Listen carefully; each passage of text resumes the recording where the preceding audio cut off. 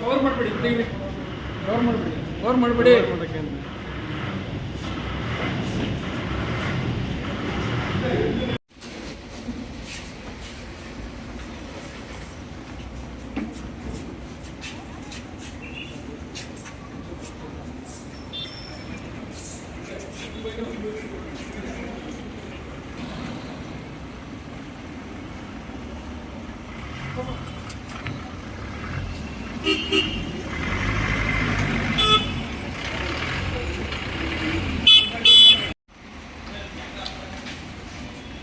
ಅಯ್ಯೋ ಕಾರೇ ಬಿದ್ದಿದೆ.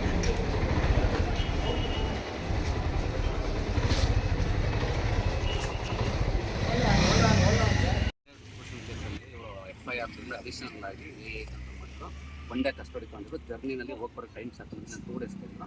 ನಾನು 2 ಡೇಸ್ ಇನ್ವೆಸ್ಟಿಗೇಷನ್ ಮುಗಿದ್ರೆ ನಮ್ಗೆ ಫರ್ದರ್ ಬೇಕಿಲ್ಲ ಅಂತಂದ್ರೆ ಈ ಹಳೆ ಕೇಸ್ ಏನಿದೆ ಅದಕ್ಕೆ ರಿಮೈಂಡ್ ಮಾಡಿ ಕೇಸ್ ಕಸ್ಟಡಿ ಕೊಟ್ಟಿದ್ದಾರೆ. ಈ ಕೇಸಿಗೆ ಮತ್ತಿನವರು ಪೊಲೀಸ್ ಕಸ್ಟಡಿಗೆ ಹೋಗೋ ಸಾಧ್ಯತೆ ಇಲ್ಲ. ಯಾವತ್ತು ಕೇಸ್ 24 ಹಿಯರಿಂಗ್ ಡೇಟ್ ಅಂತ ಹೇಳ್ತಾರೆ.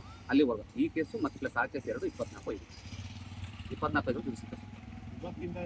ಇವತ್ತಿಂದ ಅಲ್ಲ ಅವತ್ತಿಂದ ಕೌಂಟ್ ಆಗುತ್ತೆ. ಮಧ್ಯೆ ಅವ್ರು ಕರ್ಕೊಂಡು ಹೋಗಿರೋ ಪ್ರೊಸೀಜರ್ ಇದು ಮಾಡುತ್ತಲ್ಲ ಕಾಲಾನ್ ಹಿಯರಿಂಗ್ ಡೇಟ್ ಅವತ್ತು ಏನು ಕೊಟ್ಟಿರ್ತಾರೆ ಅಲ್ಲಿಂದ 14 ದಿನ ಅಂದರೆ 24 ತಾರೀಕು ಈ ತಿಂಗಳು 24 ತಾರೀಕು. ಇಲ್ಲ ಕಂಪ್ಲೀಟ್ ಆಗಿದೆ. ನಮ್ಗೆ ಬೇಡ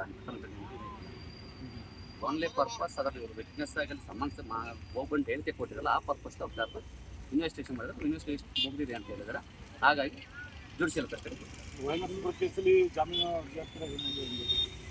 ನಾಡಿದ್ದು ಹಾಗೆ ಆಗಿದೆ. ಜಾಮೀನು ಹಾಕಿದೆ. ನಾಡಿದ್ದು ಅಬ್ಜೆಕ್ಷನ್ ಆರ್ಗ್ಯುಮೆಂಟ್ ನಾಡಿದ್ದು ಬುಧವಾರ. ಈ ಪ್ರಕರಣ ಸಂಬಂಧ ನಂದ ಪಂಚಾಯತ್ ಈಗ ಮಾಡ್ತೀವಿ. ಈಗ ಜುಡಿಷಿಯಲ್ ಕಸ್ಟಡಿ ಕೊಟ್ಟಿದ್ದಾರೆ. ಈಗ